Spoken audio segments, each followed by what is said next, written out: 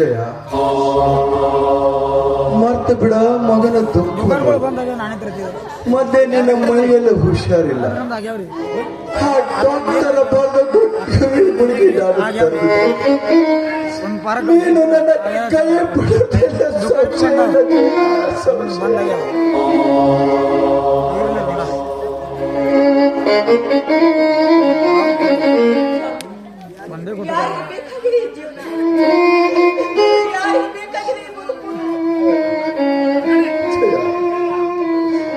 ಅತಿಶಯ ದುಃಖ ಅನಾಹುತ ಕಾರಣ ಆಗ್ತದೆ.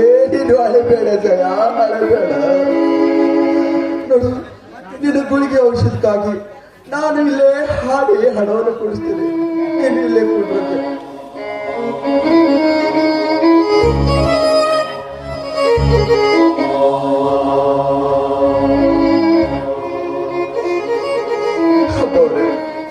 ಕಾಕಗಳ ನನ್ನ ತಾಯಿ ನನ್ನ ಹೆಂಡತಿ ಗುಳಿಗಾಗಿ ನನಗೆ ಕೆಲವು ಹಣ ಬೇಕಾಗಿಯಪ್ಪ, ನನ್ನನ್ನು ಕೊಟ್ಟು ಬಿಡ್ರಿ.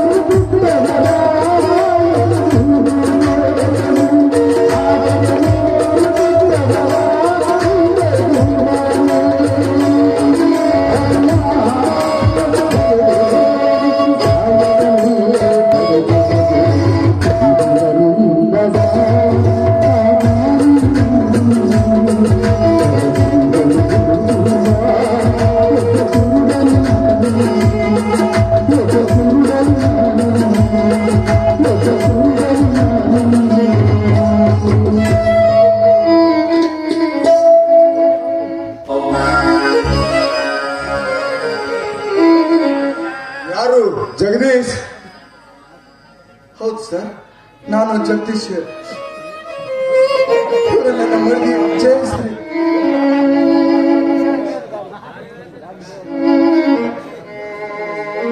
ಜಗದೀಶ್, ನಾನು ನಿನ್ನ ಪುಣ್ಯದಿಂದ ಡಾಕ್ಟರ್ನಾಗಿ ಕಾರ್ನಲ್ಲಿ ಬರುತ್ತಿದ್ದೀನಿ. ನಿನ್ನ ಗೆಳೆಯ ಮಹೇಶ್ರಪ್ಪ.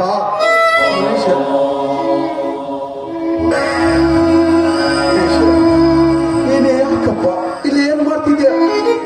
ಕಣ್ಣಿನ ಡಾಕ್ಟರ್ಗೆ ಅಂತ ಹೇಳಿಲ್ಲೇ?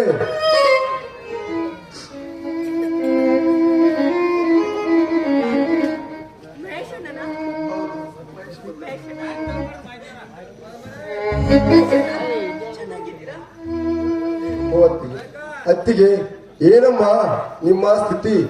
ನಾನು ಸಾವುಕಾರ ಆದರೆ ನೀವು ಭಿಕಾರಿ ಆದ್ರಲ್ಲ. ನಿಮಗಾಗಿ ನಿಮ್ಮ ಊರಿಗೆ ಹೋಗಿದೆ, ಆದರೆ ನೀವು ಆ ಊರಲ್ಲಿ ಇಲ್ಲವೆಂದು ಹೇಳಿದರು.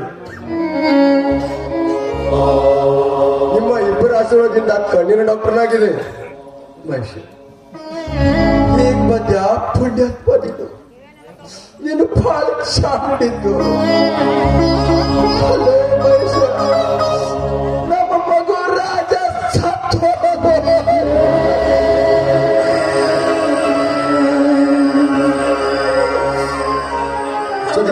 ಜಗದೀಶ್ ಏನು ಹೇಳಿ ಸಂಸ್ಕಾರ ಮುಗಿಸಿ ಬರ್ತಾ ಇದ್ದೀನಿ. ನಮ್ಮ ತಂದರಿದ್ರೆ ಭೂಮಿ ಮೇಲೆ ಇರಬಾರ್ದಪ್ಪ, ಆ ದೇವ್ರು ತುಂಬಾ ಕೆಟ್ಟವನಪ್ಪ ಮೇಷ.